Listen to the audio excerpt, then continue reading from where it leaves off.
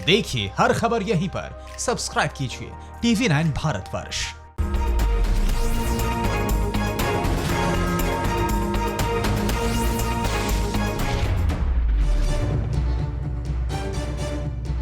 सरहद पर गुस्ताख, चालबाज, ड्रामेबाज, भूमाफिया चीन भारत पर कब्जे की फिराक में था, मगर इस बार उसने बहुत बड़ी गलती कर दी, ऐसी गलती जिसकी भारी भरकम सजा उसे भुगतनी पड़ेगी।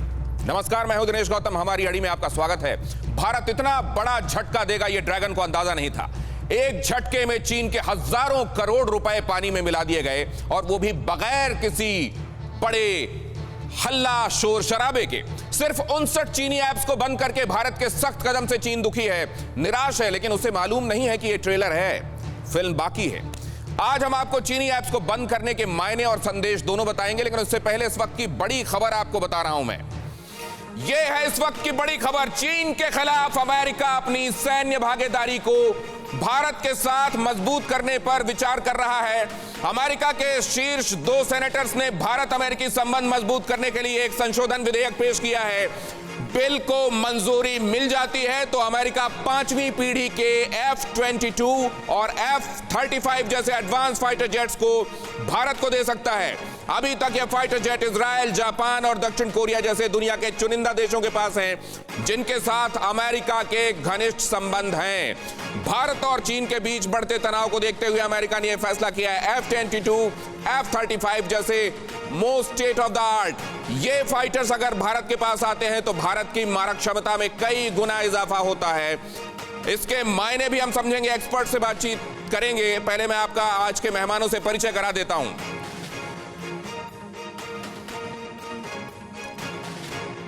मेजर जनरल विशंभर दयाल हमारे साथ जुड़ रहे हैं, डिफेंस एक्सपर्ट हैं। लेफ्टिनेंट जनरल रामेश्वर साहब भी हमारे साथ होंगे, defence expert. Air marshal RC Vajpayee कुछ ही देर में हमारे साथ ज्वाइन करेंगे। अशोक सज्जनहार साहब हमारे साथ जुड़ रहे हैं, पूर्व राजनयिक। राजीव रंजन झा सीनियर जर्नलिस्ट हैं, चीन के मामलों के विशेषज्ञ हैं, हमारे साथ जुड़ रहे हैं। जितिन जैन हमारे साथ जुड़ रहे हैं, साइबर एक्सपर्ट हैं। कैसे चीन ने इन तमाम मशीनरीज के जरिए, इन एप्लीकेशंस के जरिए हमारी आपकी जिंदगी में, देश की सुरक्षा में घुसपैठ करने की कोशिश की है, वो बताएंगे। और क्या हम धीरे धीरे अब उन डोरियों को काटना शुरू हो गए हैं और चीन के लिए कितना बड़ा झटका है, उससे पहले लेकिन अभी की बड़ी खबर जिसको मैंने आपको बताया, उसे लेकर मैं रामेश्वर जी के पास जाना चाहूंगा। रामेश्वर जी, ये F-22, F-35 अमेरिका की तरफ से भारत को देने का इशारा क्या है? ये देखिए, बहुत बड़ी बात है, क्योंकि अमेरिका के साथ हमारा पहले भी जब संबंध अच्छे रहे हैं, वो टेक्नोलॉजी देने के लिए और दूसरे देशों से शेयर करने के लिए काफ़ी उसमें जो है वो काफ़ी कंजूसी दिखाता आया है। और बहुत जो नज़दीक के देश हैं, जो उनके बहुत नज़दीक के करीबी स्ट्रेटजिक रिश्ते रखते हैं, उन्हीं को इस तरह का साजो सामान वो देता है। तो एक बहुत बड़ी और अच्छी खबर है। अगर हम याद करें पुराने इतिहास को, तो 1962 में भी अमेरिका काफ़ी बढ़ चढ़ के आया था हमारी मदद के लिए, जब हमारे साथ 1962 की लड़ाई चीन के साथ शुरू हुई थी। तो इस बार भी लगता है कि माहौल कुछ वैसा ही बन गया है, और चीन के साथ जो है उसके खिलाफ जो है भारत का जो यहाँ स्थान है एशिया के अंदर, वो बहुत एक महत्वपूर्ण स्थान है। चाइना के साथ तनाव जब भी बढ़ा है, अमेरिका साथ में आकर खड़ा हुआ है। लेकिन इस वक्त की जो ये खबर है F-22, F-35, इसको लेकर विशंभर जी का भी एक रिएक्शन लेने के बाद बाकी के मेहमानों पर अगली खबर को लेकर मैं जाऊंगा। विशंभर जी, ये खबर कितनी अहम है? चाइना इस खबर को कैसे देख रहा होगा? देखिए, ये जो अमेरिका की अनाउंसमेंट है, ये एक सपोर्टिव अनाउंसमेंट है, क्योंकि चाइना भी समझता है और हम भी समझते हैं कि F-22, F-35 जो प्रेजेंट स्टैंड ऑफ है, इस पर कोई इतना बड़ा इम्पैक्ट डाल नहीं सकते, बिकॉज टाइम लगता है, वक्त लगता है वेपन आने में, वेपन पे ट्रेन होने में, वेपन को यूटिलाइज करने में।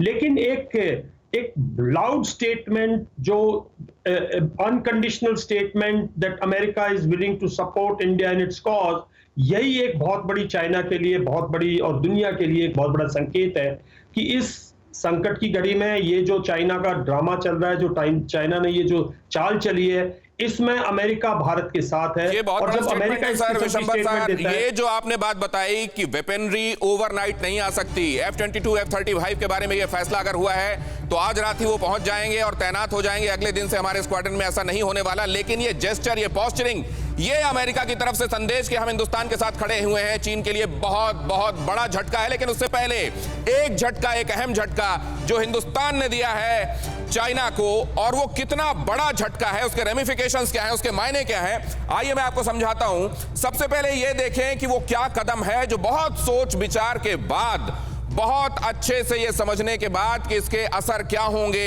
ये कितना इंपैक्ट रखता है हमारे ऊपर, और जब ये तार काटे जाएंगे तो इससे कितना छटपटाएगा चीन, और इसके दूरगामी परिणाम क्या होंगे, ये सोचने के बाद जो ये फैसला लिया गया। चीन पर डिजिटल स्ट्राइक, इससे पहले कि सरहद पर स्ट्राइक की जाए, ये डिजिटल स्ट्राइक की गई है। डिजिटल स्ट्राइक में वार नंबर वन क्या है, पहला वार क्या है, कौन सा वो वार है जिससे चीन तिलमिला गया होगा। इसमें कोई खून खराबा नहीं हुआ है, कि एक बूंद भी खून बगैर बहाए कैसे चीन को भीषण दर्द दिया गया है।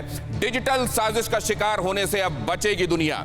ये जो फैसला लिया गया उससे पूरी दुनिया में यह संदेश जाएगा कि हिंदुस्तान ने आखिरकार पहल कर दी है, और इस सत्य के बावजूद कि ये जाहिर है इसका इंपैक्ट होगा उन तमाम लोगों पर जो इन एप्लीकेशंस के और इन पर निर्भरता के साथ वो एक तरीके से आदी हो गए थे।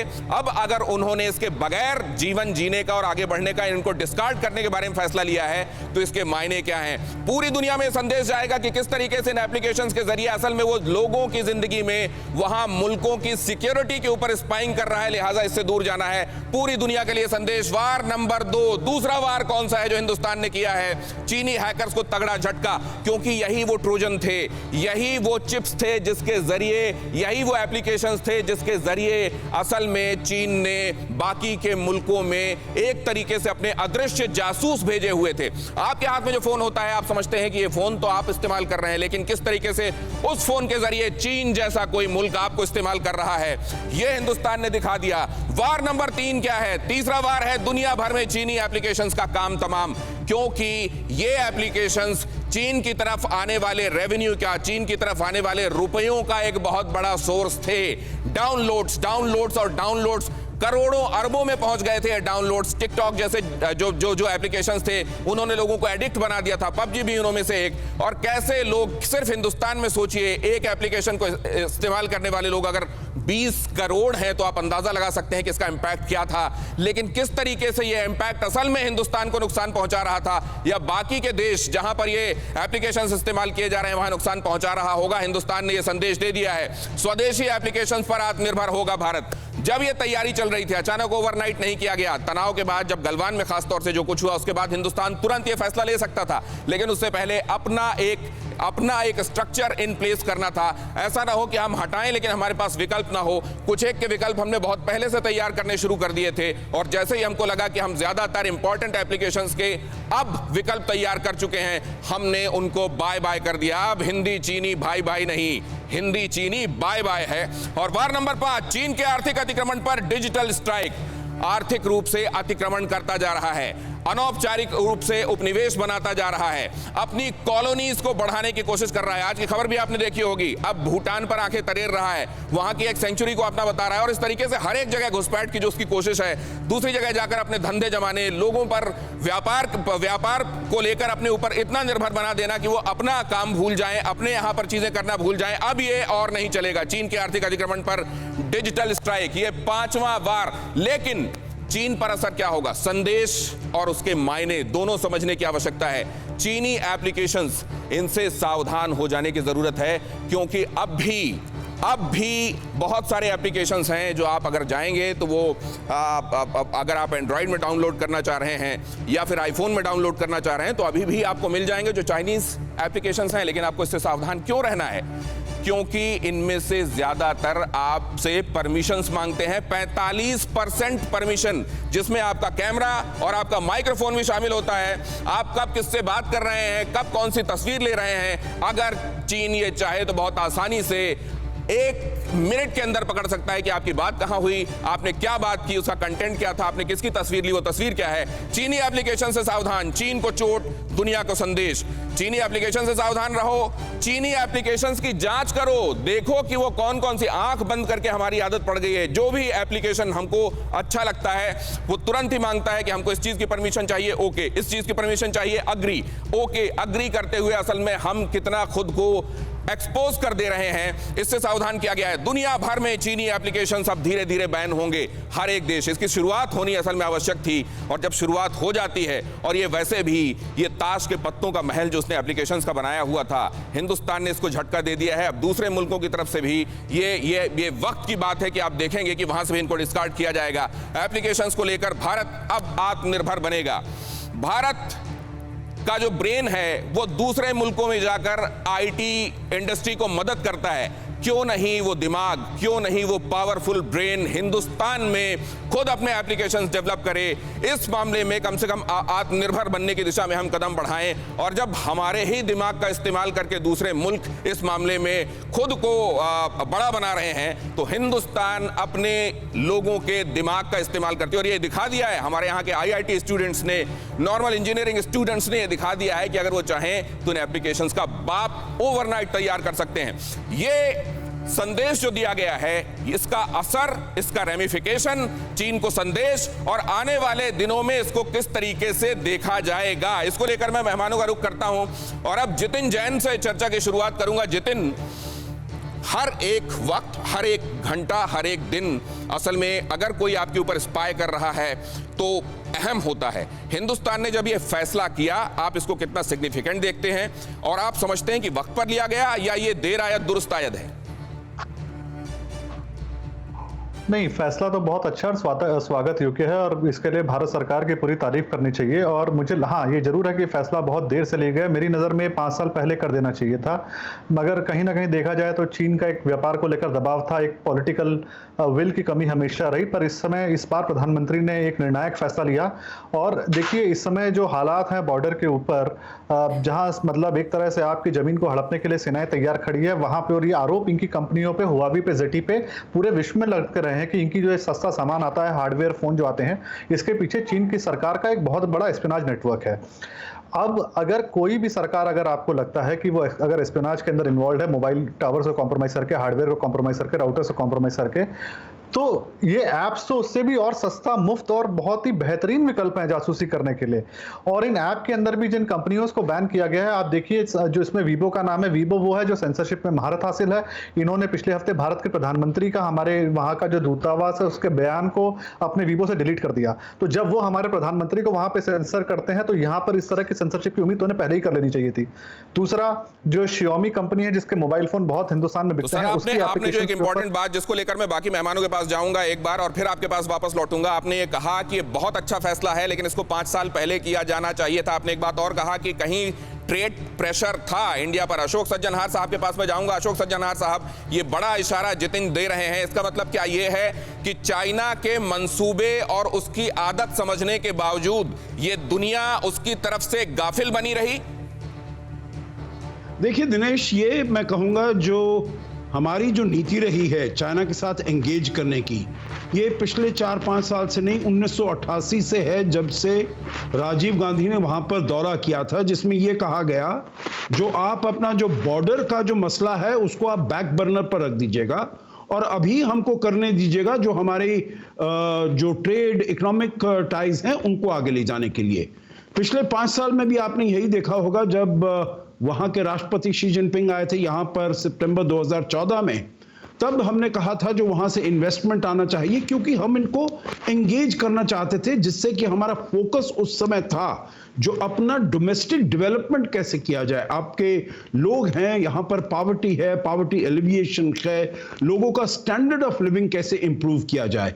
तो यही हम प्रयास था जो इनको वहां से इन्वेस्टमेंट आएगा। उन्होंने उस समय, देखिए आपको याद होगा, उन्होंने प्रॉमिस किया था करीब $20 बिलियन अगले 5 साल में यहां पर इन्वेस्टमेंट आएगा। उसके बनिस्बत अगर देखा जाए तो 4 और 6 बिलियन डॉलर यहां पर आया केवल।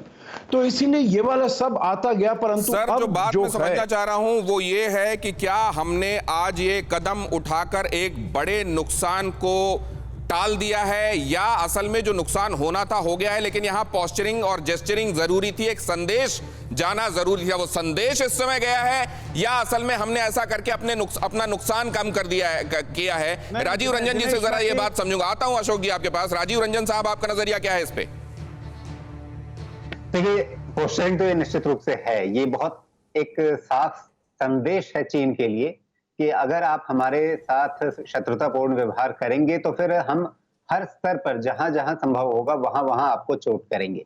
और इस रोक का जो समय है वो देखिए अपने आप में बड़ा टैक्टिकल है। एक ऐसे समय में जब कोर कमांडर स्तर की बातचीत चल रही है, उस समय सरकार ने ठीक उससे एक दिन पहले ये रोक लगाने का जो फैसला किया, इसका संदेश साफ है कि आप सैन्य स्तर पर हम जो बातचीत करेंगे वहां भी हम आपके किसी दबाव में आने वाले नहीं हैं। और इससे पहले लगातार हमने ऐसी खबरें देखी कि फला कंपनी चीन की थी, उसका फला जगह टेंडर ऑलरेडी उसे मिला हुआ था, उसका काम चल रहा था, बीच में रोक दिया गया। हमें बिहार से एक खबर आई, एक पुल का काम चल रहा था, उसे रोक दिया गया। महाराष्ट्र में एक खबर आई थी, उनको 5,000 करोड़ रुपए का ठेका मिला हुआ था, महाराष्ट्र सरकार से बात करके केंद्र सरकार ने उसे रद्द करवाया। इस तरह की तमाम खबरें आई हैं। तो जहां जहां भी राजीव रंजन झा साहब, जो मैं समझने की कोशिश कर रहा हूं कि हमने इस वक्त ये जो कदम उठाए हैं, असल में हमको अब जाकर समझ में आई है बात और हमने कदम उठाने शुरू कर दिए हैं, या हम इस डेविल डिजाइन को बहुत पहले से समझ रहे थे लेकिन हम सोच रहे थे कि शायद गुड सेंस प्रिवेल करेगा? विशंभर साहब, क्या हम पहले से इस बात को भांप रहे थे और क्या हम इस उम्मीद में थे कि शायद चीन को सद्बुद्धि आएगी, या असल में हमको अब समझ में आया है जब उसने चीजें अपनी असलियत उजागर करना शुरू कर दिया है? देखिए, मैं नहीं समझता, भारत में बहुत बुद्धिजीवी लोग हैं और भारत में हर बार सरकार में और हमारे फॉरेन सर्विसेज के तो बहुत काबिल लोग हैं। चाइना की पूरी हकीकत को तो मैं समझता हूँ वो पहले दिन से समझते हैं। 1950 से जब से उसने तिब्बत को कब्जाया था, मैं समझता हूँ अगर उसमें हमें कोई भी दो राय है कि चाइना की हर चाल, हर चाइनीज, पहले चाइनीज है और बाद में ट्रेडर है और बाद में बिजनेसमैन है। हर चाइनीज कंपनी पहले Chinese strategic, Chinese national interest, Chinese security, Chinese intelligence का काम करती है, बाद में ट्रेड करती है। तो चाइना के इसको अगर हम नहीं समझे थे तो मैं समझता हूं बहुत दुर्भाग्य की बात है। और हमने कार्रवाई नहीं की इतने दिन से, तो मैं समझता हूं वो बहुत ही मतलब हमारे देश के साथ हमारे नेताओं का एक विश्वासघात है। मेरा अपना ये बात जो दिखाई दे रही है, रामेश्वर जी के पास भी मैं जाऊंगा, ये आप इंपॉर्टेंट कह रहे हैं सर कि अगर नहीं समझ में आया तो ये बहुत बड़ी बात। ये जो कहा जा रहा है कि पहले ही जब डोकलाम हुआ था तभी 32 एप्लीकेशंस या 38 एप्लीकेशंस के बारे में ये कहा गया था कि सैनिकों को ये कहा गया था कि इसको आप हटाइए अपने मोबाइल से, और अब इसकी संख्या बढ़ाकर करीब करीब 60 कर दी गई। रामेश्वर जी, क्या ये बातें भापी जा रही थी लेकिन इसमें एक डिस्टेंस वो समझ ली गई थी कि यहां आने पर वो बहुत ज्यादा बिगाड़ नहीं पाएंगे और ये एक ऐसा है जो मध्य मार्ग है जिसको अपनाकर चला जा सकता है, या उसी समय वंस एंड फॉर ऑल इसको लेकर सख्त कदम उठा लिया जाना चाहिए था? देखिए, ऐसे है कि देश के रिश्तों में कई चीज़ें जो है समझ में तो बहुत पहले आ जाती हैं, लेकिन उनका एक समय भांपा जाता है कि उन चीज़ों को हम किस समय पे उसको हमें लागू करना चाहिए। तो इसलिए समझ बात है बहुत पहले से आती है, लेकिन देश के रिश्तों को बनाए रखने के लिए, आज के ग्लोबलाइज वर्ल्ड को एक तरह से सपोर्ट करने के लिए कई चीज़ों को हम जो है लेकर के चलते हैं कि आने वाले समय में हम जो है इसको सुधार लेंगे।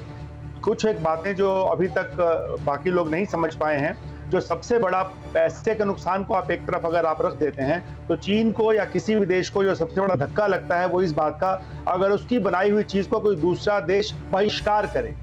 भारत ने ये जो 59 के करीब जो एप्लीकेशंस हैं चीन की बनी हुई हैं और बहुत पॉपुलर एप्लीकेशंस हैं, सर ये बड़ी इंपॉर्टेंट बात आप कह रहे हैं कि अपमान से बड़ी मार नहीं होती, वो भी जब आप वर्ल्ड पावर के तौर पर खुद को असर्ट करने में लगे हो, तब इस तरह का जो तमाचा होता है, जो डिजिटल तमाचा मारा है हिंदुस्तान ने, उसका दर्द बिलबिला गया होगा चीन। असल में चीन की जो फिलॉसफी है वो मैं आगे आपको बताऊंगा, लेकिन उससे पहले आपको ये बता दूं कि 6:30 बजे के आसपास आप एक और अहम मोड़ पर जाएंगे अड़ी में, जिसमें आपको ये देखने को मिलेगा कि आज जो कुछ दिखाई दे रहा है, बहुत सारे लोगों को लग रहा है कि अचानक एक के बाद दूसरी घटनाएं जो हो रही हैं वो इस समय का इत्तेफाक है। ऐसा नहीं है, ये पूरी चीजें एक पैटर्न दिखा रही हैं, एक डिजाइन दिखा रही हैं। कैसे 2017 में ही तैयारी शुरू कर दी थी, दौलत बेग ओल्डी कैसे चुभता रहा है चीन को, और उसको काउंटर करने के लिए चीन की तरफ से क्या तैयारी हुई थी। हमारे डिफेंस एक्सपर्ट भी उसमें अपनी टिप्पणियां देंगे, लेकिन उससे पहले, क्योंकि हम एप्लीकेशंस की बात कर रहे हैं, ये एक बहुत बड़ा संदेश है। और वो तमाम लोग जो टिकटॉक जैसी, कैम स्कैनर जैसी, शेयर इट जैसी एप्लीकेशंस को ये समझने लगे थे कि उनके जीवन का हिस्सा हो गए हैं और इसके बगैर उनको जीवन में डे टू डे लाइफ में परेशानी आएगी। मैं आपको ये बता दूं कि जिन परेशानियों में सियाचिन ग्लेशियर में हमारा एक सैनिक खड़ा हुआ है, जिस तरह की मुसीबतों में हमारे सैनिक वहां हमारी सरहदों की रक्षा में लगे हुए हैं, एक बार भी अगर आपने उनका ख्याल कर लिया ना, तो ये एप्लीकेशन आपको बहुत छोटे, बहुत बौने नजर आएंगे। और खासतौर से तब जब आपके पास आपके अपने देश में तैयार वर्जन्स मौजूद हैं।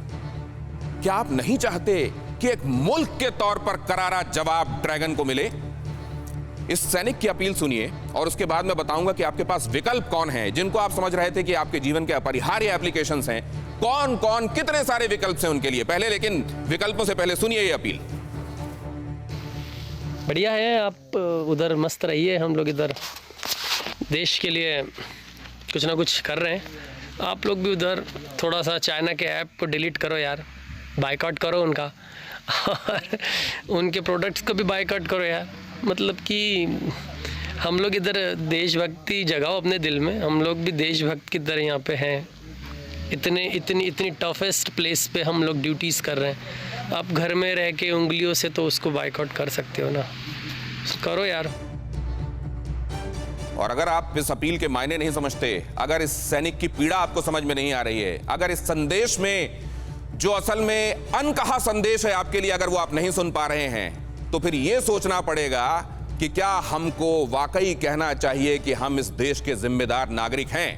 आइए देखें विकल्प क्या हैं। आइए देखें जिन एप्लीकेशंस को हमने कूड़ेदान में फेंकने की अब तैयारी कर ली है, उनके कितने बेहतर विकल्प आपके सामने हैं। वो मैं इसलिए कह रहा हूं कि ज्यादातर इन एप्लीकेशंस का इस्तेमाल करने वाले युवा हैं। ये पाया गया है कि टिकटॉक जैसे एक एप्लीकेशन के 20 करोड़ यूजर्स में से करीब 48% तो केवल यूथ ही है। और यूथ को अचानक ये लगने लगता है कि देखिए इन लोगों ने अपनी चीजों के चलते हमको किस चीज से डिप्राइव कर दिया, इससे क्या हो जाएगा वगैरह वगैरह। लेकिन इससे क्या हो जाएगा वो तो आपने देख लिया, लेकिन अब आपके पास विकल्प क्या है। देखिए अगर आपने उसको फेंक दिया तो आपके पास कितनी सारी चीजें हैं जिसका आप इस्तेमाल कर सकते हैं। बैन अगर टिकटॉक हुआ है तो आपके पास रोपोस है, मित्रों है। बैन अगर शेयर इट हुआ है तो आपके पास जी शेयर है। बैन अगर हेलो हुआ है तो आपके पास शेयर चैट है।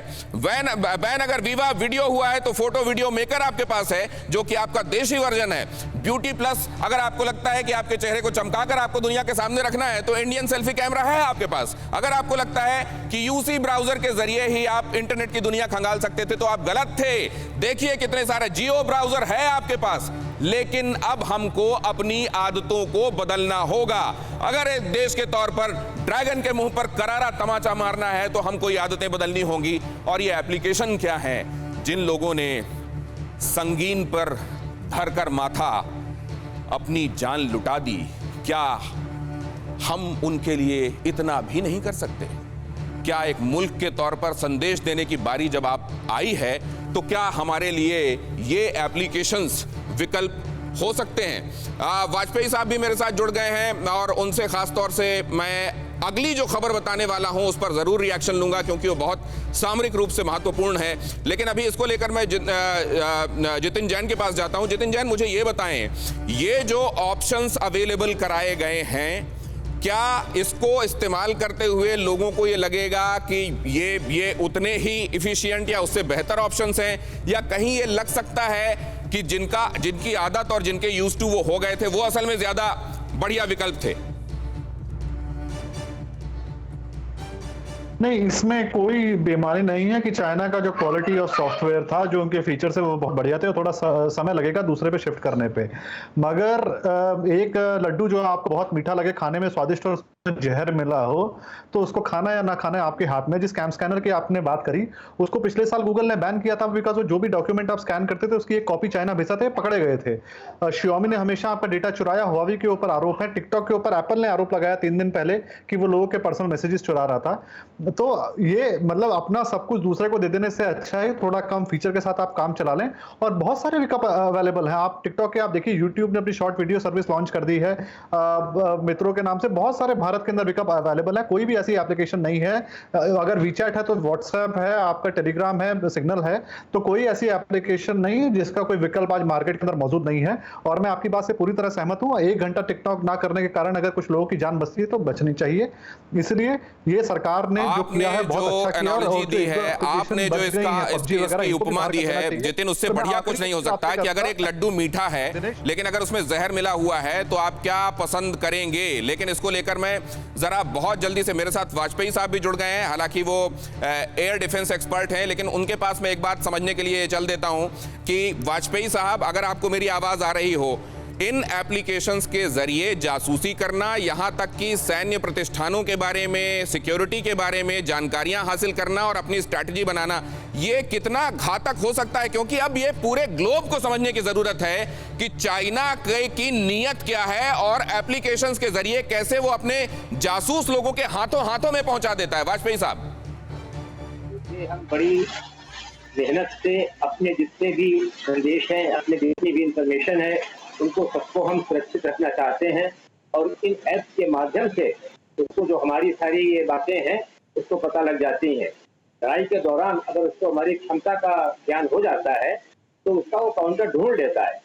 इसलिए बहुत आवश्यक है इंफॉर्मेशन के बारे में कि हमारी जो भी तकनीक है उसके विषय सतर्क रहें। जितने भी इसके ऐप्स हैं, इस प्रकार से जासूसी कर रहा है तो एक बहुत बड़ी खतरनाक बात थी और बहुत ही सही निर्णय लिया गया हमारी सरकार द्वारा। और इसके अलावा हमारे लिए भी एक चैलेंज है कि हम जल्दी से जल्दी उनका विकल्प और अधिक बढ़िया ढंग से ढूंढें और हमारी साइंटिस्ट और IT एक्सपर्ट जो हैं वो इस काम में जल्दी से जल्दी इनके विकल्प और बेहतर विकल्प तैयार होने चाहिए, तब ये संदेश एंटायरिटी में जाएगा जिसकी कोशिश हम कर रहे हैं। आरसी वाजपेयी साहब हमारे साथ जुड़ गए हैं। अगली खबर जो मैं आपको बताने वाला हूं उसमें आरसी वाजपेयी साहब का हमारे साथ जुड़ना बहुत आवश्यक था, क्योंकि वो खबर बहुत चौंकाने वाली है। वो खबर आपको ये बताती है कि किस तरीके से दौलत बेग ओल्डी तक पहुंचने वाली, लेह से निकलकर दौलत बेग ओल्डी तक पहुंचने वाली सड़क चीन को लगातार चुभ रही है। किस तरीके से धारा 370 का हटाया जाना जम्मू कश्मीर से चीन को लगातार चुभ रहा है।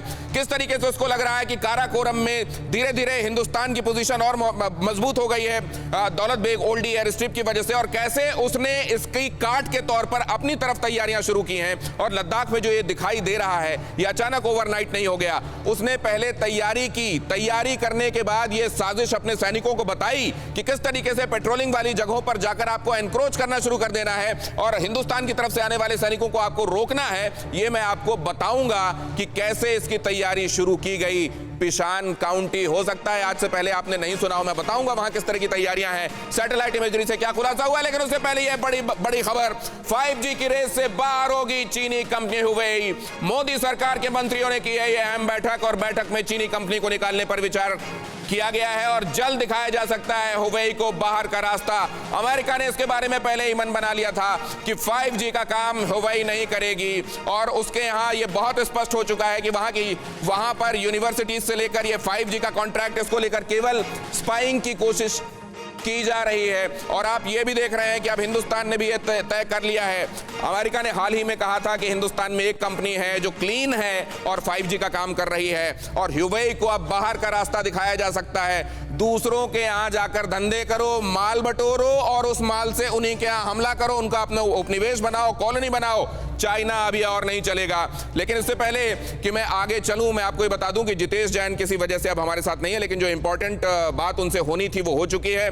आरसी वाजपेयी साहब हमारे साथ जुड़े हुए हैं, बाकी के मेहमान हमारे साथ जुड़े हुए हैं। लेकिन एक बार फिर से ये खबर, ये बहुत अहम खबर है, कैसे आपकी रीढ़ पर चोट करके आपको क्रिपल किया जा सकता है, आपको पंगु बनाया जा सकता है। देखिए हिंदुस्तान लगातार कर रहा है 59 एप्लीकेशंस बैन, हुवेई को बाहर का रास्ता। लेकिन अब मैं आगे की तरफ जाऊं और आपको यह बताऊं कि इसके साथ साथ सामरिक साजिश क्या चल रही थी चीन की, कैसे उसने पिशान में, जिसको गुमा काउंटी भी कहा जाता है, जो असल में जिनजियांग का निचला हिस्सा है और जो दौलत बेग ओल्डी के बहुत करीब है, वहां पर उसने किस तरीके के सैनिक साजो सामान जुटाने शुरू किए और कैसे वहां ठिकाना बनाकर उसने बहुत पहले से लद्दाख की साजिश को कॉन्क्रीट रूप देना शुरू कर दिया था, वो मैं आपको बताऊं। उससे पहले हुवेई वाले इस खबर पर जल्दी से रिएक्शन ले लेता हूं। ये एक बहुत बड़ी खबर है राजीव रंजन, और क्या अब धीरे धीरे पूरे ग्लोब में हम इसको संक्रमित होता हुए देखेंगे, इस विचारधारा को कि चीन का बहिष्कार करो? निश्चित रूप से, और खास तौर पे टेलीकॉम तो बहुत संवेदनशील मसला है और इसीलिए आपको ध्यान होगा एक छोटी सी खबर आई थी कि भारत अपने उत्तरी सीमा पर जो सीमावर्ती जिले हैं वहां पर मोबाइल नेटवर्क बढ़ा रहा है और उसमें एक बात आई थी जिस पर कुछ लोग चौंके होंगे कि ये काम BSNL को नहीं दिया गया बल्कि जियो को दिया गया। और उसके पीछे कारण क्या था? जियो अकेला ऐसा नेटवर्क है जिसके बारे में कंपनी खुद दावा करती है कि हमने चीन का कोई उपकरण नहीं लगाया है, जबकि BSNL के टेंडर्स में हमने इससे पहले चीनी कंपनियों को शामिल होते हुए देखा है। कुछ उपकरणों की आपूर्ति उन्होंने भी की है और BSNL इस समय पूरी तरह से चीन के उपकरणों से हट करके राजीव रंजन साहब, ये क्यों था? कहीं पर लगाने की ये स्थिति में इसलिए नहीं था कि वो जो आपने कहा ट्रेड प्रेशर था, या इसके पीछे वो है सस्ता रोए बार बार, महंगा रोए एक बार, हम सस्ते के चक्कर में थे?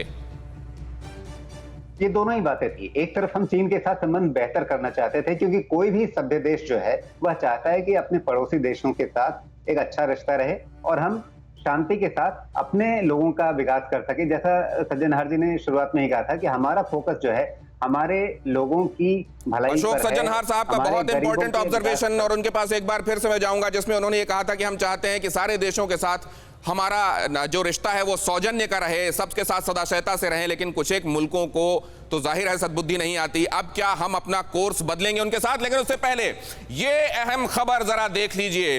अब उस खबर की तरफ मैं आपको ले जा रहा हूं जिसका मैं पहले जिक्र कर रहा था, कैसे ड्रैगन लगातार अपनी साजिशों को रचने में लगा हुआ था। ये जरा देखिए आप, ये तस्वीर अगर आप ध्यान से देखेंगे तो इसमें आपको बहुत कुछ इंपॉर्टेंट नजर आएगा। इसमें नजर आएगा आपको इसको, और जरा जब मैं इसको बता रहा हूं तो जरा क्लोज कीजिएगा। ये है सोलर ग्रिड, जो वहां पर, क्योंकि वहां पर ऊर्जा के वैसे संसाधन नहीं है, इसलिए वहां पर एनर्जी सप्लाई के लिए, इलेक्ट्रिसिटी सप्लाई के लिए सोलर पैनल। और ये है कौन सी जगह? ये असल में जिनजियांग के नीचे की तरफ, वहां जहां ये काराकोरम के करीब है, वहां पर ये हेली स्टेशन बनाया गया है पूरा का पूरा, जिसमें आपको यहां हेलीकॉप्टर्स नजर आ रहे हैं, आर्मर्ड व्हीकल्स हैं और हेलीकॉप्टर्स हैं। आर्मर्ड व्हीकल्स कहां हैं, जरा उसको भी मैं अगली तस्वीर में आपको दिखाने की कोशिश करूंगा। यहां पर अगर बहुत ध्यान से देखेंगे तो ये रनवे दिखाई दे रहा है, ये हेलीपैड दिखाई दे रहा है, और इसमें आप देख रहे हैं ये असल में उसी को 3D उसी का वर्जन है जो सैटेलाइट इमेज है, क्योंकि इसमें आपको समझने में आसानी होगी। उधर आप देख रहे हैं ये सोलर ग्रिड है, और ये खासा बड़ा 125 मीटर गुणा 95 मीटर का बड़ा सोलर ग्रिड यहां पर दिखाई दे रहा है। ये आपको दिखाई दे रहा है मोटर पूल। मोटर पूल मतलब जहां बहुत सारा कैवलकेड, एक तरीके से जहां पर आर्मर्ड व्हीकल्स होते हैं, और वो उसमें दो तरह की चीजें होती हैं। एक आर्मर्ड व्हीकल वाकई पार्क होते हैं इस तरीके से, वहां पर बख्तरबंद वाहन जो है पार्क होते हैं, लेकिन साथ में उसके शैडो भी लगाए जाते हैं ताकि दुश्मन को उसकी संख्या ज्यादा लगे। वैसे ही जैसा आपने देखा होगा शोरूम में अक्सर उसको बड़ा दिखाने के लिए सामने आईना लगा दिया जाता है और लगता है शोरूम कितना बड़ा है, उसी तरीके से चीन की चालबाजी। यहां पर देखिए आप मोटर पूल, और यहां पर आप देख रहे हैं ये हेलीकॉप्टर्स को यहां पर अंदर रखा गया है, तैयार रखा गया है। क्यों रखा गया है?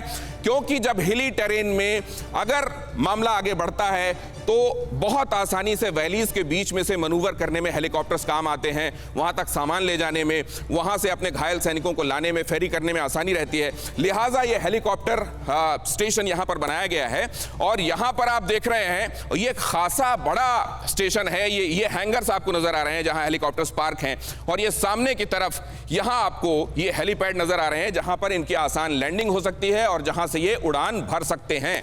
ये कहां पे है? चीनी पीएलए एयरपोर्ट पिशान। ये जिनजियांग का आप ये नक्शा देख रहे हैं, ये है चीन का पूरा नक्शा, और इसमें आप ये देख रहे हैं पश्चिमी प्रांत उसका जिनजियांग। इसको भी हालांकि उसने दूसरे से हड़पा है, अब अपना बताने लगा है। और इसमें अगर नीचे की तरफ आप जाएंगे तो ये है जिसको होटन परफेक्चर कहते हैं, या जिसको उइगर लोगों ने गुमा काउंटी का नाम दिया है, या जिसे पिशान काउंटी कहते हैं, क्योंकि ये हिंदुस्तान में जो भारत की रणनीतिक फॉरवर्ड एयर बेस है दौलत बेग ओल्डी, उससे बहुत करीब है। लिहाजा यहाँ पर उसने अपना ये हेली स्टेशन बनाया हुआ है, जहां बड़ी तादाद में उसने अपने हेलीकॉप्टर्स को हैंगर्स में पार्क किया हुआ है, और यहां से पूरी तैयारी है उसकी कि अगर ये तनाव आगे बढ़ता है। रामेश्वर साहब, देखिए, ये जैसे जैसे अपनी तैयारी कर रहा था, हमारे पास खबर तो थी, लेकिन जहां तक हमारा ये मानना है कि जो इंफ्रास्ट्रक्चर डेवलपमेंट है उसमें चीन जो है इन इलाकों के लिए काफ़ी आगे पहले से ही था, और उसको जो है यही देखते हुए अगर हम देखें दौलत बेग ओल्डी डीबीओ को भी, तो डीबीओ में जो हमने पहला AN-32 लैंड किया था वो था 2008 में, और उसके बाद 2013 में जो है यहाँ पे C-130 हरक्यूलिस एक heavy transport strategic lift aircraft होता है, वो यहाँ पे लैंड किया गया था।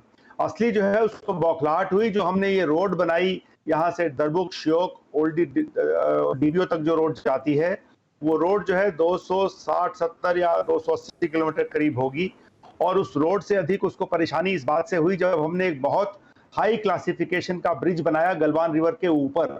सड़क की जो अहमियत है वो इस बात से होती है कि जो सड़क के ऊपर जो ब्रिजेस हैं, ब्रिजेस की क्या क्लासिफिकेशन है, क्योंकि ब्रिजेस की क्लासिफिकेशन अगर ज्यादा भारी होती है तो जो है दूसरा आदमी समझता सर ऑडियो में कोई दिक्कत आ रही है, लेकिन आपने एक बात बहुत अहम कही कि यहाँ जो हमने फीडर ब्रिज बनाए हैं वो भी उतने ही इंपॉर्टेंट हैं जितनी ये सड़क है। लेकिन ये जो तैयारियां चीन की तरफ से की जा रही थी लगातार, विशंभर साहब, इसको भांपते हुए हमने अपने को भी उतना ऑगमेंट कर लिया है क्या वक्त रहते? देखिए, चीन तो वेल प्लान्ड है, ये एक फ्यूचर स्ट्रेटजी, उसकी पूरी स्ट्रेटजी है, एक पर्सपेक्टिव है कंप्लीट इंडिया के अगेंस्ट और इंडिया के एलएसी पर। वो मौका लगता है जब उसको कोई वैक्यूम मिलता है, कोई अपॉर्चुनिटी मिलती है, वो एक चैप्टर अनफोल्ड करता है। इस टाइम कोविड का सिचुएशन था, देश दुनिया भर में हाहाकार थी, चाइना को एक मौका मिला और उसने इसको एक रूप दे दिया जो कि वो बिल्कुल एलएसी पर आकर पूरा तैनात हो गया और उसने एलएसी की जो डेकोरम था उसको वायलेट किया, एलएसी का या एलएसी की जो मर्यादा थी उसको उसने भंग किया। और इसीलिए भारत की आज जो स्थिति है, भारत ने जो अपना बिल्डअप किया है, भारत ने जो अपनी फोर्सेस डिप्लॉय किए हैं, वो बिल्कुल चाइना को मुंह तोड़ जवाब देने के लिए बिल्कुल सतर्क है, बिल्कुल तैयार है। लेकिन मेरा अपना मानना यह है कि भारत को इससे सेटिस्फाई नहीं होना चाहिए जब तक आप संतुष्ट नहीं होना चाहिए। अब हमको प्रोएक्टिवली काम करना चाहिए। आ रहा हूं विशंभर साहब, बाकी मेहमानों के पास जा रहा हूं। वाजपेयी साहब, आप इस खबर को कैसे देख रहे हैं और इसके मुकाबले भारत की तैयारी को कैसे देख रहे हैं? उसके तुरंत बाद मैं सज्जनहार साहब के पास जा रहा हूं। हम लोग पूरी तरह से तैयार हैं। थल सेना, नभसेना और नौसेना सभी पूरी तरह से तैयार हैं। हम लोगों ने बराबर तैयारी कर रखी है, साजो सामान से और जिससे वेपन है उनकी भी हमने पूरी देखभाल चेक कर ली है और हमारे जो वायुयान है वो पूरे सक्षम है हर तरह से निपटने के लिए। हमें जो एडवांटेज है, हमारे जो एयरफील्ड हैं जहाँ से हम अपने जहाजों को उड़ाएंगे और उसको सामने जो तिब्बत छोड़ने वाले जहाज इनके हैं, फाइटर हो चाहे दूसरे जहाज हो। अभी की ही खबर है कि मॉडर्न वेपनरी नामक जो एक बड़ी वहां की साजो सामान, आधुनिक साजो सामान जो सेना का होता है उससे रिलेटेड इंफॉर्मेशन को जो देती है मैगजीन, उसमें एक बड़े एक्सपर्ट ने लिखा है कि माउंटेन वॉरफेयर में हिंदुस्तान की आर्मी का कोई सानी नहीं है। अशोक सज्जनहार साहब, इन तमाम घटनाक्रमों को आप किस तरीके से देख रहे हैं? और जो संदेश असल में जाना चाहिए दुश्मन देशों को, वो भले ही वो गुपचुप दुश्मन ही क्यों ना हो, क्या वक्त वक्त पर वो संदेश भारत की तरफ से जाता रहा है?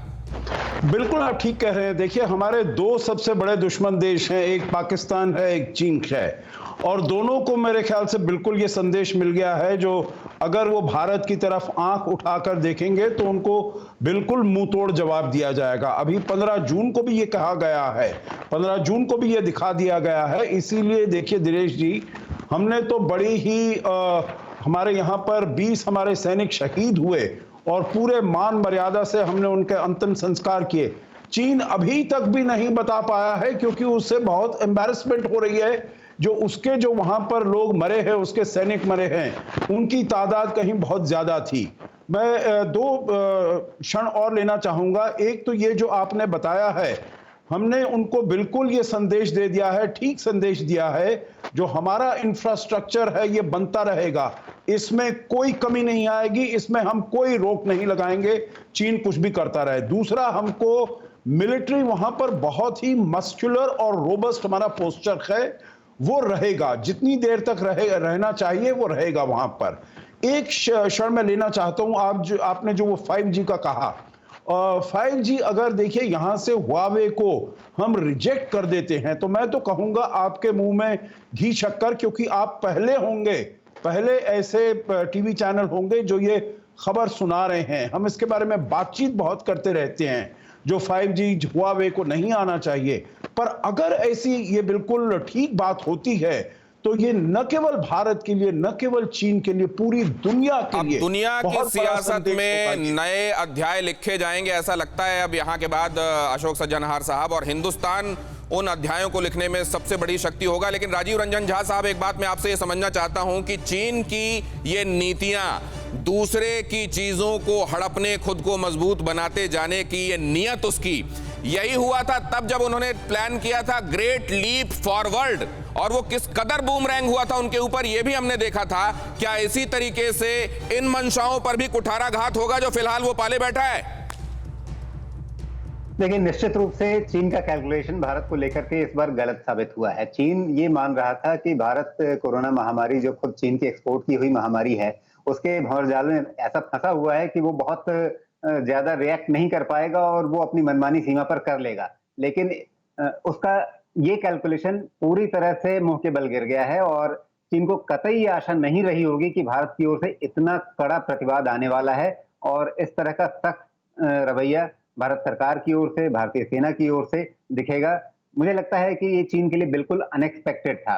और जहां तक सैन्य तैयारियों की बात है, तो वहां पर मैं ये कहूंगा कि सेना और हमारी वायुसेना, नौसेना अगर सबको मिला लें तो कमजोर तो हम 62 में भी नहीं थे।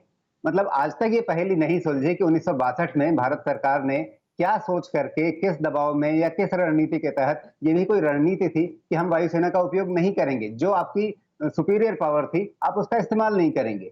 मतलब ये कहीं से किसी सर, ये जो बात कही जाती है, और अभी जब हम बात कर रहे थे एयर पावर की, जिसमें हेलीकॉप्टर्स और आपके जो फाइटर स्क्वाड्रन है वो सब शामिल हैं, तब 1962 में ये फैसला कहा जाता है कि सोच समझ कर लिया गया था, ये समझते हुए कि उनके पास तो मिग हैं और हमारे पास तब state of the art squadron नहीं था। क्या उस समय ये फैसला सही था सर, या ये बड़ी टैक्टिकल चूक थी विशंबर साहब? देखिए, 1962 में हालात बहुत अलग थे। 1962 में भारत से गलतियां हुई, टैक्टिकल लेवल पे, स्ट्रैटेजिक लेवल पे, पॉलिटिकल लेवल पे, हर लेवल पे गलतियां हुई। भारत एक उभरता हुआ देश था और चाइना का मंसूबा भारत उस टाइम भी नहीं समझ पाया था। लेकिन आज एक भारत शक्तिशाली देश है, हमारी स्ट्रॉन्ग जीडीपी है, हम बहुत आत्मनिर्भर है, बहुत चीजों में आत्मनिर्भर, जिनमें दुनिया आत्मनिर्भर नहीं है। भारत के पास बहुत कुछ है, बहुत स्ट्रॉन्ग, एक बहुत स्ट्रॉन्ग कंट्री है भारत। दुश्मन से भी लेकिन सीखना चाहिए सर, उनके पास 2049 तक के, उनके पास इस सदी के अंत तक के प्लान्स रेडी होते हैं। रामेश्वर साहब के पास मैं जा रहा हूं। रामेश्वर साहब, एक मुल्क के तौर पर अपना प्रोजेक्शन, एक मुल्क के तौर पर अपना एम्बिशन, और उसके लिए हमको करना क्या होगा, इसका ब्लूप्रिंट क्या हिंदुस्तान की तैयारियां रही हैं, या इस मामले में हम लोग लचर रहे हैं? बातें बड़ी करते हैं लेकिन घर के अंदर भ्रष्टाचार है, पनपता जा रहा है। देखिए, पहली बात एक दो शब्द बोलूंगा सिर्फ 62 की लड़ाई में। जो एयर पावर का इस्तेमाल पहाड़ों में करना होता है, उसके लिए जो टेक्नोलॉजी और कोऑर्डिनेशन और जो स्किल की जरूरत है, उस समय 62 में हमारे पास उस तरह की स्किल ना ही हमारे पास थी ना ही उनके पास थी। इसलिए एयर पावर का इस्तेमाल दोनों तरफ से कहीं नहीं किया गया था। जहां तक भविष्य की बात को लेकर के है, भारत के अंदर जो है, हमारे देश में बहुत सारी समस्याएं हैं और सबके लिए जो बजट एलोकेशन है वो हमारा एक सबसे बड़ा मुश्किल से, मतलब सबसे बड़ी मुश्किल रही है। और मैं ये कहूंगा कि आने वाले समय के लिए हमें इस बात को समझ लेना है कि जो हमारी आर्म फोर्सेस की मॉडर्नाइजेशन है और उसके लिए जो हमें पैसा खर्च करना होता है, उसके लिए जो हमारे पास ट्रांसफर ऑफ टेक्नोलॉजी के तहत मेक इन इंडिया में जो प्रोजेक्ट्स हमको सक्सेसफुली करने होते हैं, उसके ऊपर बहुत जोर देंगे, तभी जाके हम अपने आप को विश्व में एक पावर के तौर पे प्रोजेक्ट कर पाएंगे। हमको भी सच्चाई से आंख मिलाना होगा और उसके लिए खुद को तैयार करना होगा। आप सभी मेहमानों का बहुत बहुत धन्यवाद आज की अड़ी में हमारे साथ जुड़ने के लिए। और माओ अक्सर ये भी कहा करता था कि war is politics without bloodshed and politics is war without bloodshed. चीन की ये नीति अब हिंदुस्तान बहुत अच्छे से समझने लगा है। आज की अड़ी में इतना ही।